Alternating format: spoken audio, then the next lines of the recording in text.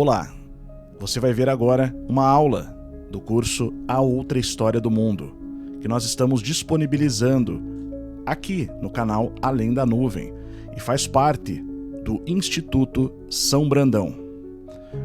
Você pode acessar o link na descrição e no comentário fixado para conhecer mais e ser direcionado à página do curso A Outra História do Mundo, que já conta com mais de 700 alunos, uma equipe, os professores Márcio Pichel, aqui do canal Além da Nuvem, que sou eu que vos falo, e o Dr. Lucas Máximo Alves, que entrou agora também nesse projeto. São 2 anos de acesso ilimitado, as condições você pode encontrar na página, conforme você vê na sua tela, o link estará na descrição do vídeo e no comentário fixado. Tenha uma ótima aula!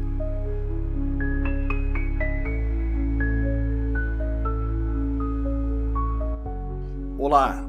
Hoje, na nossa 8ª aula aqui no curso A Outra História do Mundo, eu quero concluir o assunto que nós abordamos entre as aulas 1 e 6, antes de nós avançarmos. Nós vamos falar sobre um tema que é bastante controverso e as pessoas realmente conhecem muito pouco a respeito, que é sobre o assunto Arcontes. E ele envolve também um outro assunto, que é o tema do Demiurgo. São assuntos que foram propagados no início do cristianismo, desde o início da era cristã, por diversas linhas gnósticas diferentes. O gnosticismo, ele surgiu entre o 1º e 2º século da era cristã, fundindo tradições anteriores, especialmente da Grécia, tradições helênicas e algumas ramificações de seitas judaicas. O que são seitas judaicas? São linhagens judaicas que diferem da ortodoxia judaica. A ortodoxia judaica é focada na Torá, no Antigo Testamento e no Pentateuco, que são as leis judaicas deixadas por Moisés. As seitas judaicas, por outro lado, elas faziam uma fusão de crenças que vinham do esoterismo do Oriente Médio. Hoje esse esoterismo é chamado de esoterismo pré-islâmico, especialmente porque o Islã tornou-se a religião mais praticada em todo o Oriente Próximo, Oriente Médio. Exceto por Israel, todos os demais países do Oriente Próximo, do Crescente Fértil, da Ásia Menor, aquela região da Turquia. Todos esses países têm como religião principal, mais praticada, o Islã. Então acaba sendo chamado dessa forma por causa desse contexto histórico. Mas, na verdade, essas crenças eram as crenças herdadas das mitologias. Elas foram sendo gradativamente modificadas, passando por transformação, mas o que você tinha como práticas místicas, religiosas, pagãs do esoterismo do Oriente Médio eram basicamente as religiões da Babilônia, da Assíria e dos demais reinos, nações que constituíam aquela região. Então, quando vai passando o tempo, a gente está falando de 2, 3 mil anos, até chegar no que nós conhecemos como o ano zero, como o início da era cristã, antes disso, outros povos também fundiram essas religiões, e um deles foi o próprio povo judeu, ou remanescentes das outras tribos, não apenas de Judá, mas das tribos de Israel, que fugiram naquele período, especialmente quando a Assíria, que era um império extremamente cruel, que matava os inimigos quando conquistavam territórios, torturavam. Então, nesse período, os povos ali do Oriente Médio foram fugindo em direção ao Ocidente. As 10 tribos perdidas de Israel, os fenícios, e um dos primeiros destinos é a Grécia, que é mais perto. Para quem vem lá de Israel, é mais perto, antes de você chegar nos outros locais da Europa, o primeiro ali é a própria Grécia. as ilhas, né, gregas, e o território da Grécia em si. Eles passam pela Turquia, subindo em direção ao ocidente, e já chegam na Grécia. Então a maioria dos pesquisadores, historiadores, conclui que o gnosticismo é fruto da cultura helênica fundida ao cristianismo e também de algumas linhagens, algumas seitas judaicas mescladas ao cristianismo, com elementos que vinham do esoterismo judaico também, como a Cabala, que é a busca através do conhecimento, e mesclam isso à mensagem cristã de que o Messias veio. Então eles acreditam que Jesus Cristo é o Messias, porque os judeus sempre esperaram o Messias, e acabam se tornando cristãos, porém trazendo essa bagagem de crenças e práticas místicas, inclusive, que vinham desse cenário que eu acabei de relatar.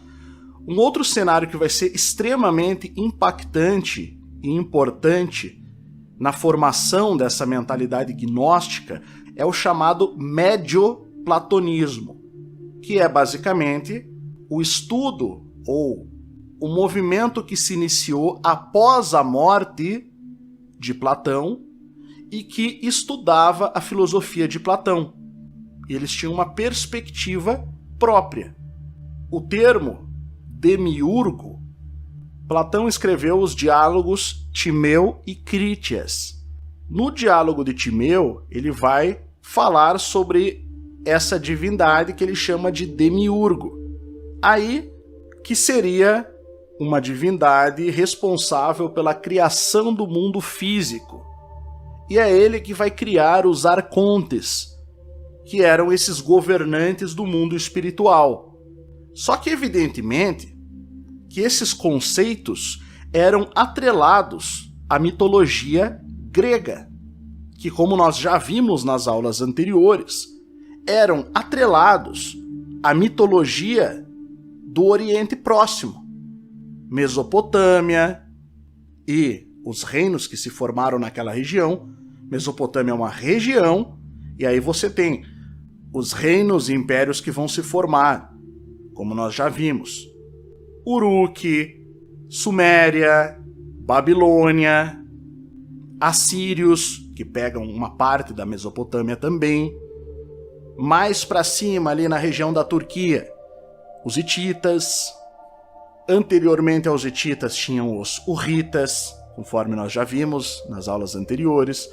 Então, aquilo que vai aparecer como mitologia grega é, pelo menos para uma boa parte dos mitologistas antigos, um conjunto de fatos narrados que está relacionado com a origem da humanidade segundo os mitos do Oriente Próximo, do crescente fértil daquela região que vai englobar Mesopotâmia e o Baixo Egito.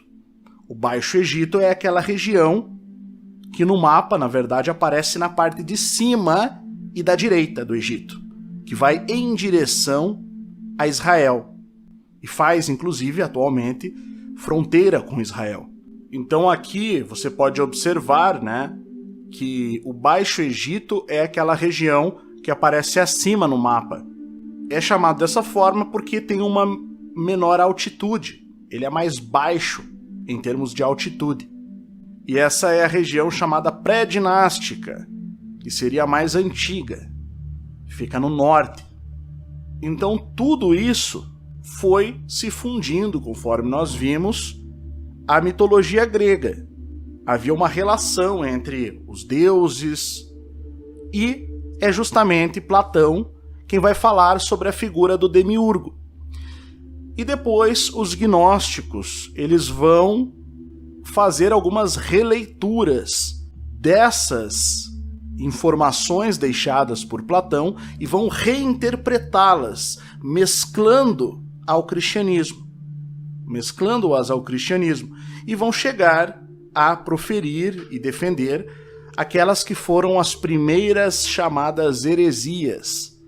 Não se usava o termo até então, e foi por causa dessas coisas que começou-se a usar o termo. Como, por exemplo, Marcião de Sinop, que dizia que o Deus do Velho Testamento, que é Jeová, Javé, não era o mesmo Criador que seria o Pai de Jesus Cristo. Isso foi sempre taxado como uma heresia e a gente vai discorrer sobre isso posteriormente. Mas é a partir daí, a partir dessas ideias e dessa mentalidade, que começa-se a usar o termo demiurgo, que é o termo usado por Platão, para dizer que o Deus do Antigo Testamento seria o demiurgo e não seria o mesmo que o Pai de Jesus. Isso, evidentemente, na ortodoxia, o que é a ortodoxia?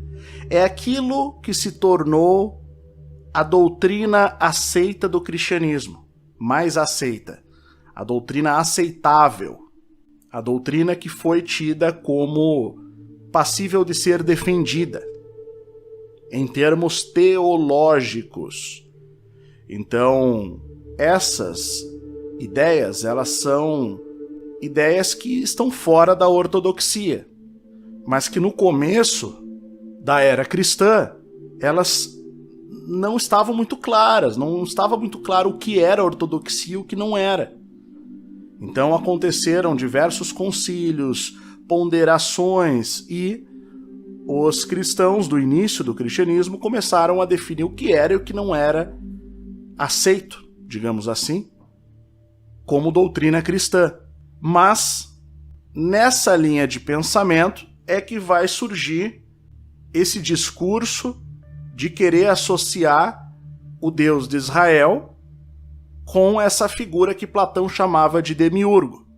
E posteriormente vai haver uma série de reinterpretações e linhas gnósticas diferentes que vão associar os arcontes tanto a personagens da mitologia grega, deuses como Saturno, Zeus e outros, quanto até mesmo com o Deus de Israel, o Deus dos hebreus, Jeová. Então, evidentemente que isso vai criar muita confusão e poucas pessoas realmente conseguem entender o que está acontecendo aqui nesse cenário. É um assunto pouco tocado nele, quase não se mexe. Os poucos que falam desse assunto não deixam muito claro o que eles defendem, qual é a linha que eles defendem, né? Porque, de fato, são linhas gnósticas que afirmam isso. Só que quando a pessoa se assume, eu sou um gnóstico dessa linha, e coisa do tipo, ela acaba fechando muitas portas entre o público em geral. Então, o que é costumoso, o que é costumeiro de ver, são as pessoas que trazem essa informação atacando o cristianismo, a história cristã, a igreja como um todo e defendendo essas ideias. Então é preciso que você que está acompanhando e que já viu esse tipo de coisa, aprenda a distinguir as raízes disso. Eu não estou aqui para dizer no que você precisa acreditar. Eu estou aqui para te mostrar as origens desses discursos. E aí, com a sua própria capacidade cognitiva e de filtrar a informação, você vai conseguir entender se aquilo tem algum sentido ou não. Então hoje nós estamos vendo em detalhes essa questão dos arcontes e o demiurgo, para que você possa estar minimamente capaz de discernir quando esse tipo de informação chegar até você. Arcontes. Quem são e quem foram esses seres que hoje nós ouvimos falar na internet de forma mística, de forma até esotérica, porque esse é um termo que ele é abordado principalmente nos meios esotéricos. E aqui eu falo no real significado da palavra esotérico, que é iniciático. De onde vem esse termo?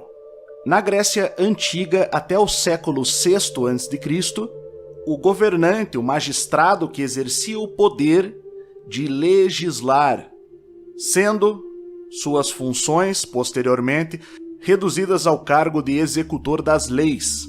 Esse era o arconte. Era um cargo político de governador e também de juiz. Posteriormente ficou sendo como nos três poderes hoje. Nós temos executivo, legislativo e judiciário.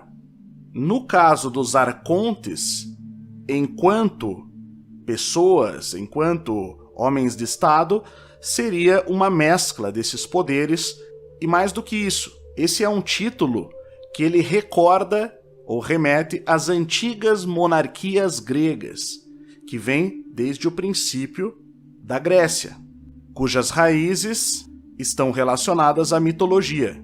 Então, digamos que é um atributo herdado das mitologias e que se torna um cargo de governo, um cargo de poder. A palavra arconte vem do grego archon, e o plural é arcontes, que tem esse sentido, esse significado de governante. Nas tradições religiosas gnósticas, o termo arconte geralmente se refere a um grupo de 7 seres sobrenaturais. Então tem algumas linhas gnósticas diferentes que dão nomes diferentes para esses seres.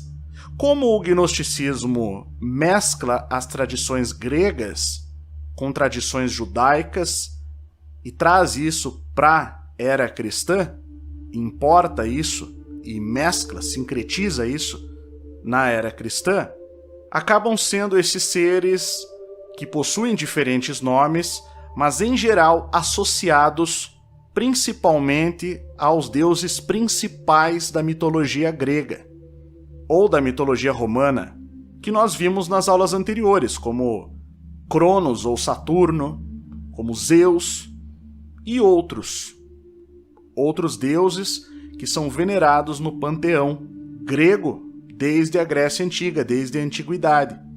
Esses seres sobrenaturais, algumas dessas linhas vão associar os 7 arcontes a 7 planetas, ou aos 5 planetas conhecidos da época, mais o Sol e a Lua, que na época, na cosmologia antiga, eram considerados planetas também, que são aqueles astros celestes que têm um caminho diferente das demais estrelas, pois possuem uma órbita errante, uma órbita que é diferenciada.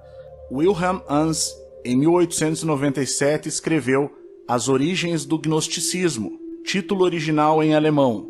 Também apontou que a escatologia gnóstica, que consiste na batalha da alma contra arcontes hostis, na sua tentativa de alcançar o pleroma, tem íntima semelhança com a ascensão da alma na astrologia babilônica, através dos 7 reinos, dos 7 planetas, até Anu. A religião babilônica mais tardia pode ser definitivamente apontada como origem dessas ideias. Historiadores afirmam que a astrologia surgiu na Suméria, por volta do 4º milênio a.C. Por esse motivo, durante muitos séculos na Europa, os astrólogos foram chamados de caldeus. A Caldeia foi uma região da Mesopotâmia, a mesma da antiga Babilônia, porém em um período posterior. Mas nós não vamos nos ater nessa parte de associação ainda aos planetas em si, mas aos seres sobrenaturais. Esses 7 governantes que, segundo essas tradições, seriam responsáveis por organizar um mundo físico criado, sendo eles, portanto, não criadores do mundo, mas governantes. Organizavam o mundo físico, organizavam a matéria. Então os arcontes são seres espirituais de altíssimo poder, que nessas tradições religiosas gnósticas eram responsáveis pelo mundo físico, por manter a matéria, manter o mundo físico. Só que, evidentemente que nas tradições gnósticas, além deles incluírem essas divindades gregas, algumas dessas tradições vão incluir também, como um arconte, o Deus de Israel, o que não é aceito. por nenhuma linha cristã. Então isso começa a ter um rompimento ali doutrinário muito importante, né? E muito menos pelas linhas judaicas que consideram, sempre consideraram, o Deus de Israel, o Elohim, o Eloá dos Elohim, na verdade, como um Deus criador e soberano. Mas existem outras linhas gnósticas que vão também trazer um outro papel para o Deus de Israel, que nós vamos ver mais à frente, que é o papel do demiurgo, que seria uma divindade descrita por Platão em Timeu, que criou os arcontes para governarem o cosmos. E agora uma curiosidade bem interessante aqui. A palavra arconte, ela tem a mesma raiz de arcanjo, que é o arcon. Então, quando fala assim arcanjo, é a mesma raiz, como um governante entre os anjos, referindo-se, portanto, às altas hierarquias. A própria palavra hierarquia, que é registrada no latim como hierarquia, vem do grego, que tem uma pronúncia bem parecida também, só que escreve-se na transliteração com K e H, hierarquia, em alusão a uma ordem dada pelo escalão máximo. Arquia. Isso vai dar origem aos níveis de poder, até mesmo nas palavras que nós conhecemos, como, por exemplo, monarquia, que é uma forma de hierarquia. A palavra hierarquia é a junção de dois radicais gregos, hiero e arquia. O primeiro tem o mesmo significado de sagrado, o hiero, de raiz latina, enquanto o segundo faz referência a um poder ou uma autoridade. Logo, hierarquia seria algo como um poder sacro, um poder sagrado. Hoje, a palavra ela é usada para simbolizar qualquer linhagem ou sequência de comandos que são dados e executados de cima para baixo. Então, quando a gente traz isso para essa compreensão, a partir da perspectiva grega, como é que você pode enxergar a coisa de uma maneira que faz sentido? Haviam arcontes que governavam o cosmos. Quando a ordem modificou-se, evidentemente que Jeová, o Deus de Israel, não era um dos arcontes. Quanto à questão de demiurgo, nós vamos discutir isso mais à frente. Mas a partir do momento que há mudanças no governo, na ordem sobre este mundo, quem vai passar a exercer esse papel de autoridade, em nome dessa autoridade divina e sagrada, são os arcanjos e as ordens e hierarquias celestes, que nós compreendemos dessa forma. Antigos arcontes, anteriores, de outras eras, eles têm outros destinos, que são os destinos retratados naquelas mitologias. Então eram antigos governantes. A partir do momento que ordens são modificadas nesse mundo, a partir do momento que esses deuses do passado deixam de nascer, de encarnar, nascer como ser humano ou como um ser terrestre, digamos assim, para conviver com a humanidade, esse poder é exercido de forma 100% espiritual para a nossa perspectiva. A gente percebe apenas o poder espiritual e não mais como era, como por exemplo nos Anunnakis, que eram os seres que governavam entre os seres humanos, aparecendo, desaparecendo, como na mitologia grega, que já são coisas diferentes.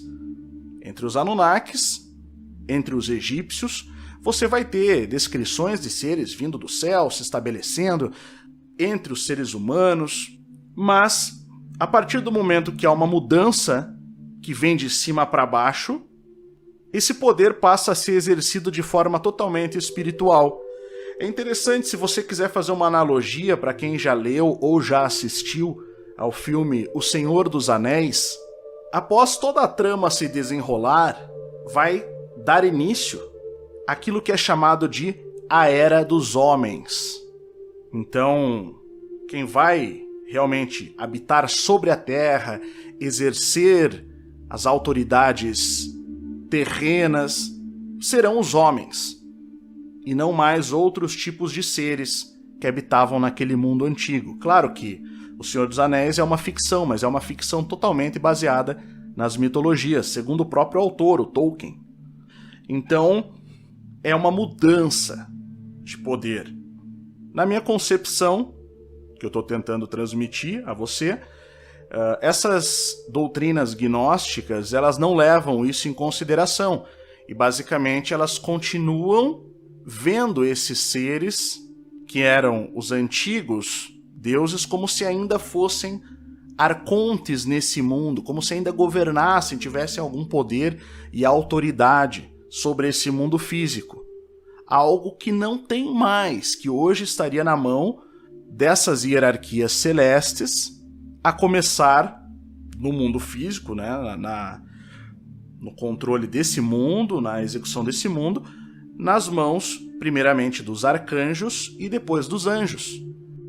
Claro, isso em termos de execução, como partes atuantes. No topo da hierarquia, há ainda a pessoa de Cristo, que recebe todo o poder e autoridade, nos céus e na terra, assentado à direita do Deus Pai, Criador, chamado de o Eterno. E além da sua ação interior dentro de cada indivíduo por meio do seu Espírito, o Espírito Santo, há também os arcanjos, que são 7, por sinal, e os anjos executando as ordens divinas e mantendo a ordem, a organização do mundo físico.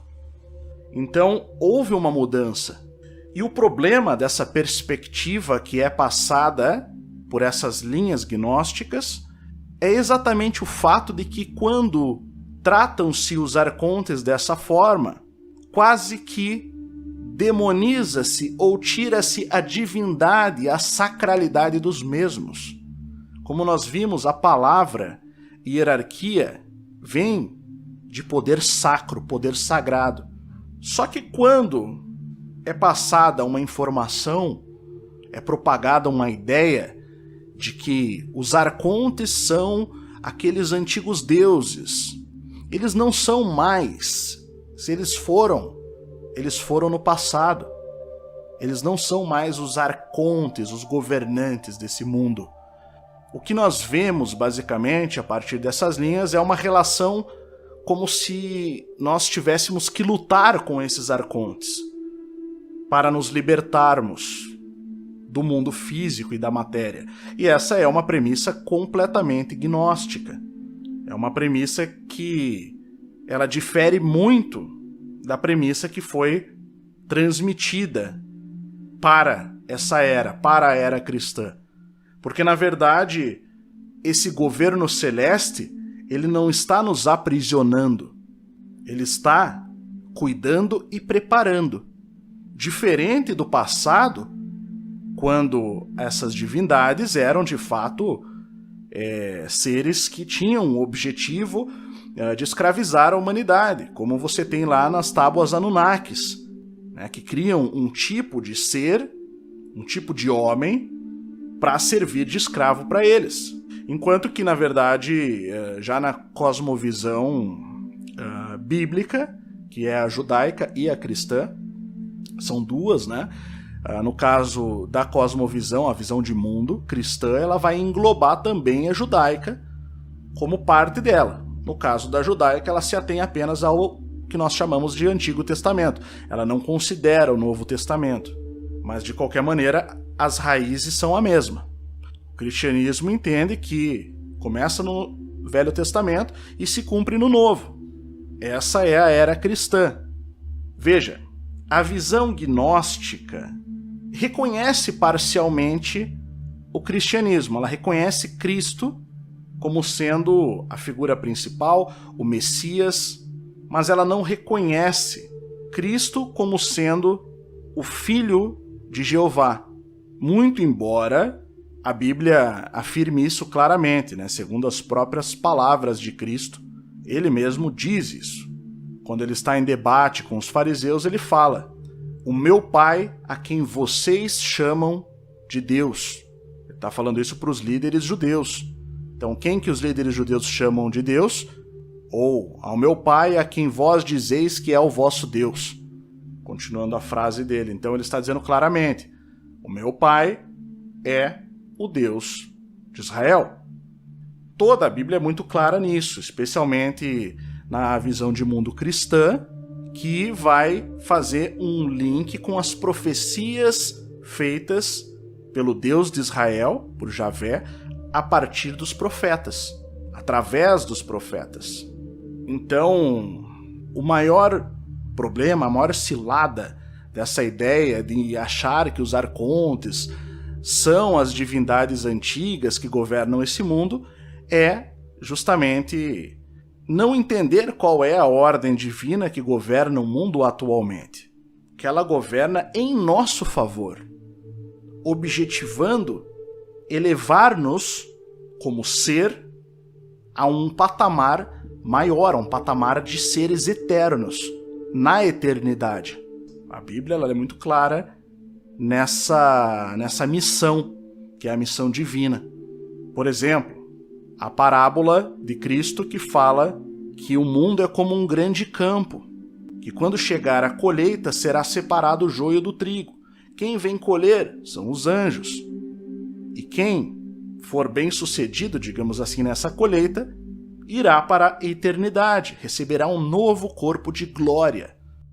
O que está escrito é o seguinte: no entanto, a nossa cidadania é dos céus, de onde aguardamos com grande expectativa o Salvador, o Senhor Jesus Cristo, que transformará nossos corpos humilhados, tornando-os semelhantes ao seu corpo glorioso, pelo poder que o capacita a colocar tudo o que existe debaixo do seu pleno domínio. Filipenses 3, 20 e 21. Então isso é uma promessa de se tornar um ser eterno, imortal, para a eternidade. É um trabalho de desenvolvimento da própria vida a um nível superior, ao arquétipo, o modelo que é o próprio Cristo. Ele fala isso claramente em toda a sua mensagem. Deixa isso muito claro, né? Já em 1 Coríntios 15, 28, o apóstolo Paulo escreveu: todavia, quando tudo lhe estiver sujeito, então o próprio Filho se submeterá àquele que todas as coisas lhe colocou aos seus pés, a fim de que Deus seja absolutamente tudo em todos. Aqui nós vemos claramente um aspecto divino que não é muito conhecido, o aspecto fractal de Deus, que produz a partir da essência de si mesmo, a divindade, dentro de vários indivíduos simultaneamente. Então, o poder que os arcontes possuem, os governantes atuais, é o poder que é passado da autoridade suprema a eles. E quem é a autoridade suprema na Terra? Bom, até mesmo os gnósticos acreditam que o Cristo é o Filho de Deus, que Jesus Cristo é o Filho de Deus. Acreditar nisso implica em acreditar na crucificação e na ressurreição e nas palavras dele, que dizem: me foi dado todo o poder no céu e na terra. É dito que ele sobe, assenta-se à direita de Deus, à direita de Javé. Então tudo isso é bem explicado. Então é importante pontuar isso, porque a mistificação em torno do termo arcontes e a inclusão desse termo nessas crenças ou nas crenças esotéricas se deve principalmente aos gnósticos dos primeiros séculos do cristianismo, séculos 1 e 2, quando a ortodoxia ainda não estava muito bem definida. Por quê? Porque eles vêm do Oriente. A própria pregação do cristianismo vai começar no Império Romano, só que dentro do Reino de Judá, que nessa época era dominado por Roma, após a crucificação de Cristo. Então ainda não havia uma ortodoxia, haviam aquelas miscelâneas de crenças daquela região do Oriente Próximo, E quando vem essa mensagem, ela começa a ganhar força justamente por causa de moveres sobrenaturais, como é relatado no livro de Atos da Bíblia, quando há intervenções divinas, sinais, milagres, os batismos do Espírito Santo, a conexão direta com o sagrado, rompendo todo o véu da realidade física, isso é preciso entender, rompendo todo o véu da matéria, porque nas visões gnósticas ou esotéricas é vendida uma ideia de separação em relação aos governos celestes, aos arcontes. Há uma demonização disso. E para demonizar, eles invocam os antigos deuses das religiões orientais, para dizer como se eles ainda tivessem exercendo esse governo e essa autoridade, coisa que não estão. Então vai acontecer uma série de debates no início, da era cristã, e algumas dessas doutrinas passam a ser taxadas de heresia. E isso ocorreu porque conceitos e crenças de seitas judaicas como o setianismo. O setianismo, por exemplo, acreditava que Cristo era a reencarnação de Sete, que é o terceiro filho de Adão e Eva. Essa foi uma das crenças muito importantes para difundir ideias que viriam a se desenrolar dessa forma, em relação à figura de uma divindade separada do Antigo Testamento, que seria um demiurgo aprisionador.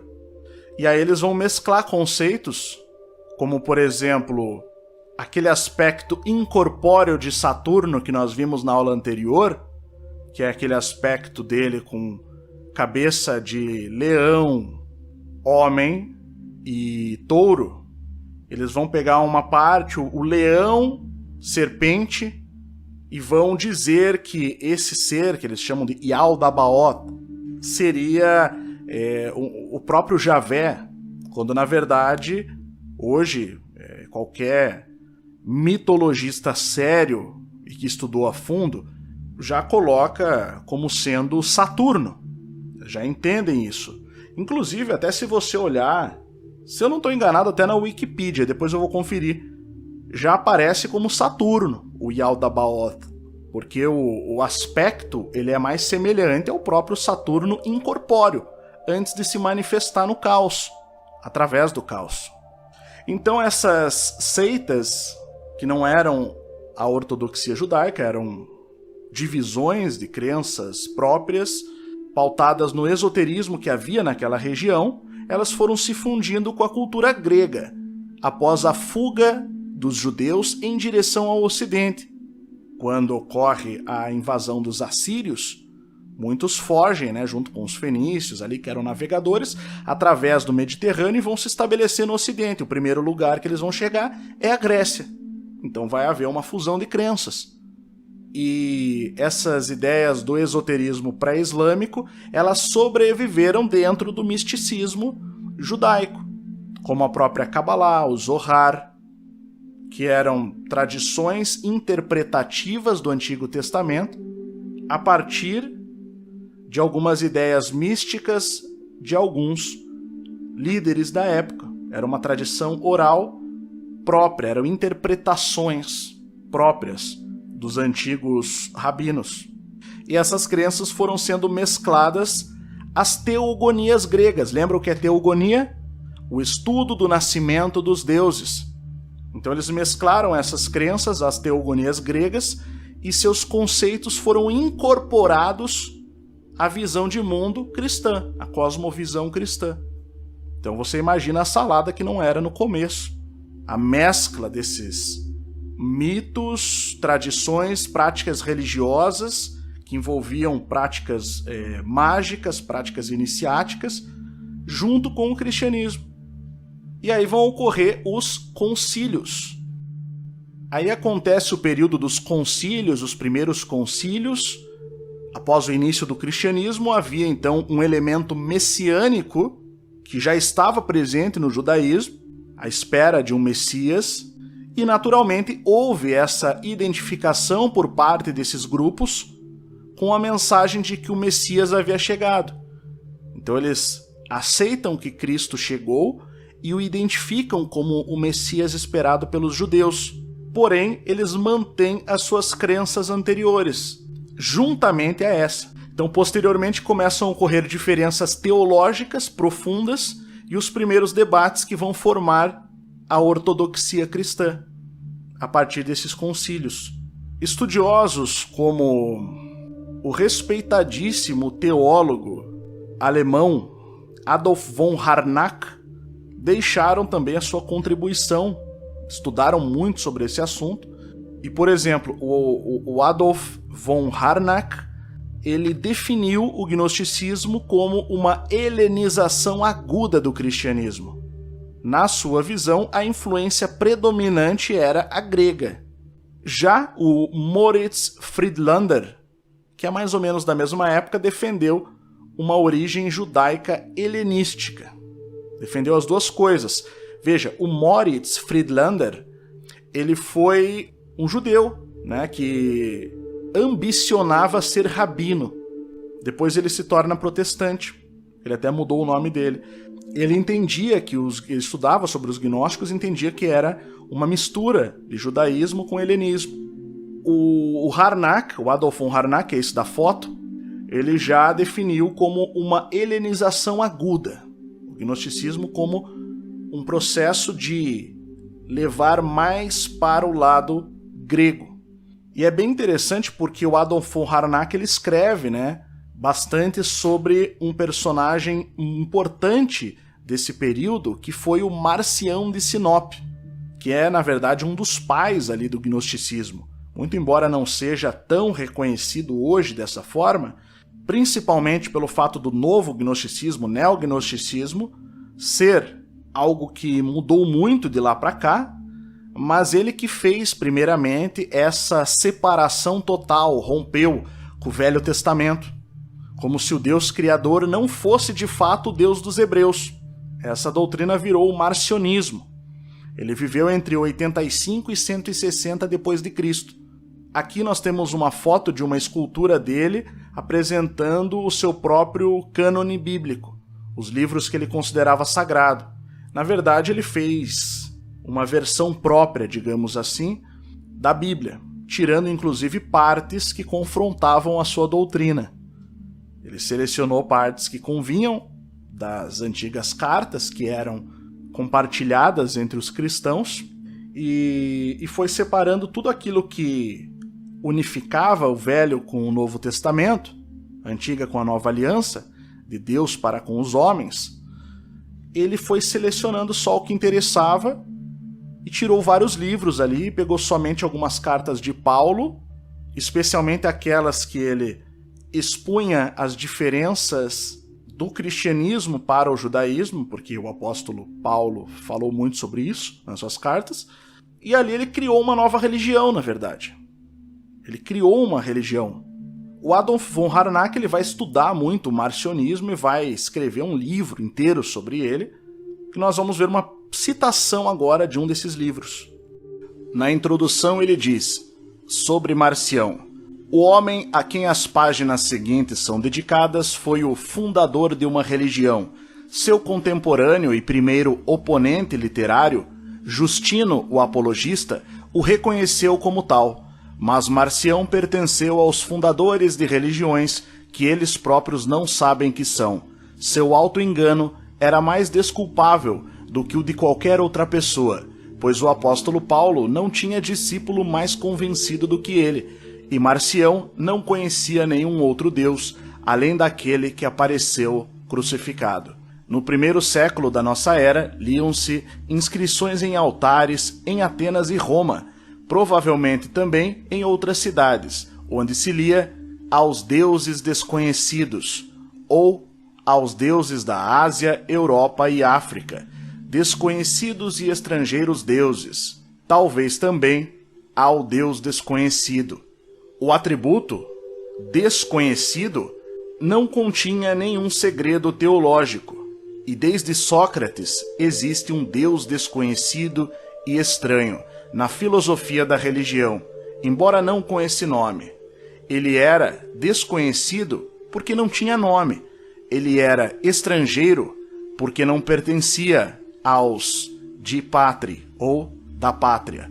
Mas o mais importante era que ele deveria ser apresentado no singular e como o real, e que, portanto, desvalorizava e dissolvia todos os outros deuses. Foi precisamente por isso que o Deus desconhecido se tornou o grande mistério conhecido e se tornou conhecido. É verdade que o seu nome permaneceu desconhecido. Aliás, só agora recebeu este nome, ou outros semelhantes, por tradição patriótica, e o povo não o conhece. Mas o conhecimento religioso tornou-se cada vez mais eloquente sobre ele, e cada vez mais estúpido e depreciativo sobre os outros deuses. Elaborou uma riqueza de atributos positivos do atributo negativo desconhecido, e não sabia mais o que fazer com os deuses conhecidos. Este estranho nada tem a ver com os deuses desconhecidos e estrangeiros da Ásia, Europa e África.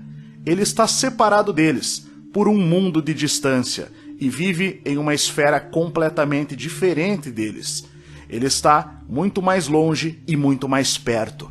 No entanto, como relata o livro de Atos, ela e ele foram reunidos, e por ninguém menos que o apóstolo Paulo em Atenas. Que ele tenha conseguido isso também é um sinal dos tempos, ou seja, do sincretismo. Assim como numerosas profecias terrenas foram então reinterpretadas como desconhecido, como meramente incompreendido, e pregou sobre ele como o Criador e líder do mundo. Nisso, ele foi seguido pela grande igreja.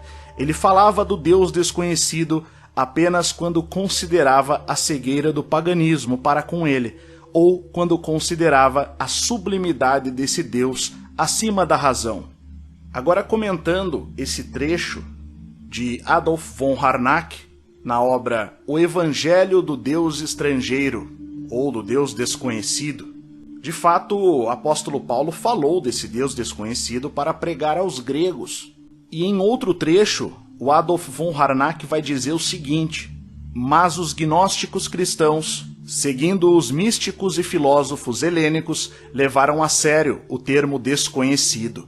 Seu Deus, embora o Pai de Jesus Cristo, era realmente o desconhecido, pois no longo caminho de especulação de Platão sobre ele, a conexão entre esse Deus e o mundo gradualmente não apenas se afrouxou, mas se dissolveu completamente.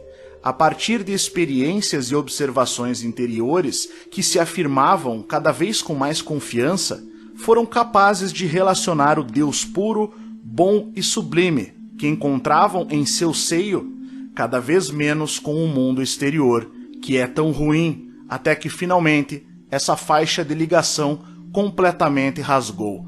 O Deus desconhecido não é o Criador do mundo. É por isso que ele é o desconhecido. Os atributos interiores de Deus, como espiritual, santo e bom, o elevaram tão acima do mundo que ele não podia mais ser considerado seu criador e governante.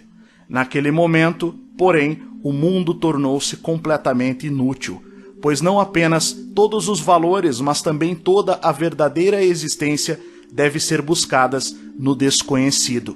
Ela se tornou uma prisão para o inferno, para a falta de sentido, para as aparências nojentas, sim, para o nada.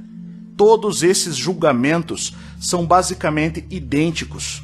Ela, a existência, foi privada do direito de existir. Assim, sua existência sensorial desencadeou todas as percepções e condenações errôneas concebíveis. Mas os gnósticos fizeram uma grande reserva sobre isso. O ser humano, estando no meio do mundo e pertencendo a ele de corpo e alma, possui em seu espírito uma centelha da existência e da vida do Deus desconhecido. Essa dotação o conecta tão intimamente com ele que esse Deus não é estranho ao espírito e apenas relativamente desconhecido.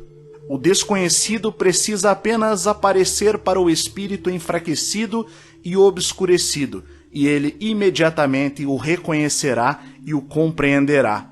Portanto, há algo divino nesse espaço-tempo e mundo sensorial, e esse conhecimento não poderia ficar sem consequências para a observação do próprio mundo. Há algo sobrenatural e valioso neste cosmos. Então o autor, basicamente, fazendo um comentário aqui, faz uma crítica voraz e bastante precisa a esse aspecto gnóstico que rompe completamente com a matéria, que diz que essa matéria não pode ser divina, não pode ter sido de fato uma criação do verdadeiro Deus.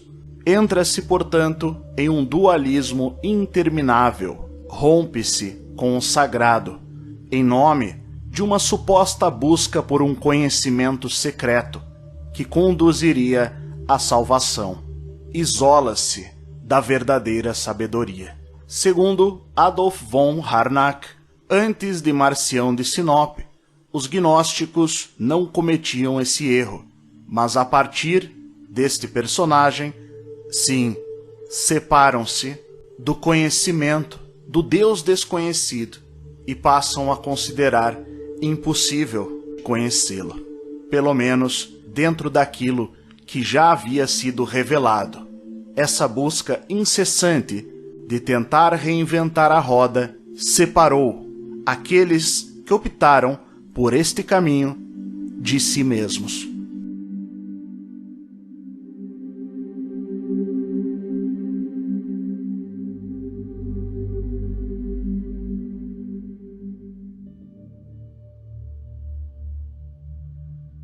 Mas de onde vêm as raízes gnósticas, de fato? Que vão falar dos arcontes dessa maneira que acabou se tornando mais conhecida atualmente. Eles vão fazer uma busca, um resgate da teogonia de Platão, que é o surgimento dos deuses, o nascimento dos deuses, segundo Platão. Só que eles vão fazer isso num período posterior à morte de Platão, que foi um período que ficou conhecido como médio-platônico. Ou seja, que é a interpretação que foi dada à filosofia de Platão durante os primeiros séculos da Era Imperial, especificamente do século I a.C. ao século II d.C. Esse período médio-platônico também era chamado de platonismo eclético.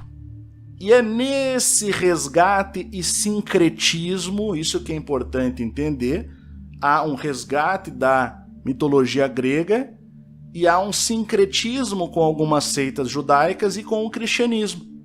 E aí vai aparecer esse conceito que os gnósticos forjaram, que é diferente do conceito de Platão, o conceito do demiurgo e dos arcontes, segundo essa visão gnóstica, que hoje tem sido até popularizada na internet. Então, nesta aula nós abordamos especialmente o assunto arcontes e começamos a abordar o assunto demiurgo, que será concluído na próxima aula.